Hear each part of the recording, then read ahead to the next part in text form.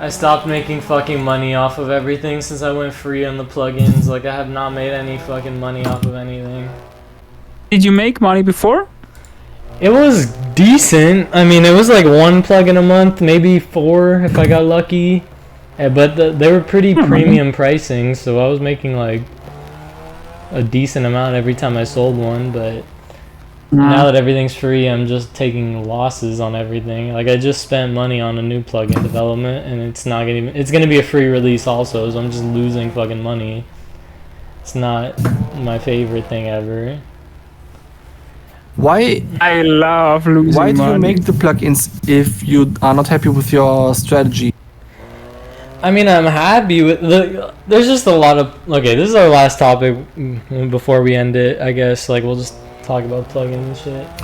But, like... Okay. I'm fucking working on the Halloween plugin. I just spent, like, $70 on the artist, which is pretty cheap, honestly. But, like... Why am I making plugins? Is that the question? Yes, sorta. Because sometimes you don't even know what the plugins is when you release them. And then I am wondering, you spend a lot of time on that now. I mean, the thing is, with Synthedit and Flowstone, it's really fucking easy to make plugins. Like, you literally can just experiment and get lucky. Like, I'll give you a little leak, okay?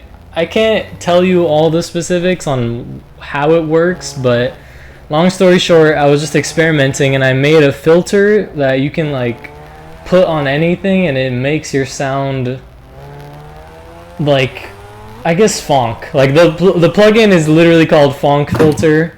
Like, that's the leak of it before it's released. I made Funk Synth. This is like a leak plugin. I put it out on my website already. But, like, this Funk Synth, like, it just sounds like, I think it's unison mixed with the fine tuning of the sound. Like, you put one fine tuning up and one fine tuning down, and if you put it at a certain ratio, it sounds very, like, cowbellish is the way to put it. But long story short, that was just pure experimenting, and it took me like an hour to make, just accidentally. And, like, I can cook shit up really quick. I mean, anyone can make a plugin quick. The problem is the art and the fucking, like, ease of use with plugin design. So I guess that's where, like, that's where I can see value in a plugin. Like, how good is it to use, and how, like, worthwhile it is and easy it is, I guess, is what makes a plugin valuable. Like, there's just endless amounts of things you can make, obviously, like, with modular synths and whatever the fuck, coding. So you just make plugins because it's easy? I mean, it's fucking easy to make and release a plugin. The problem is just the art and the fucking whatever.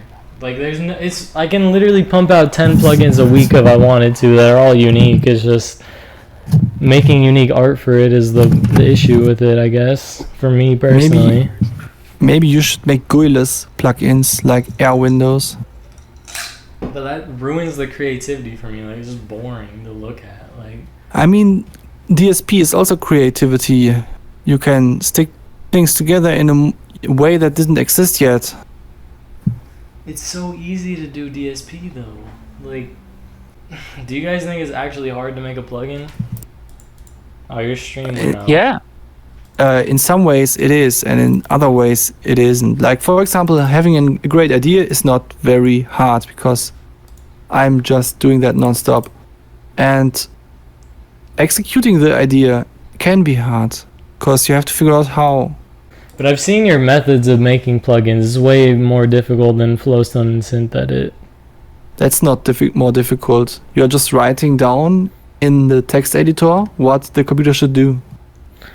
But you're not testing it live, right? Like, it's not actually you're playing it live while you're coding. You have to export a version of it and then play it. Yeah, but it's pretty easy when you have Bitwig because Bitwig has plugin sandboxing, so you can just deactivate the instance that you have in the project. The whole fucking plugin to you test it. Every time I want to test a new build, I can deactivate the instance in Bitwig and then click on build in my IDE, and then it will build, and then I activate the plugin in Bitwig again. I don't have to close the door for it. I can just update while the door stays open, and then I test it again, you know?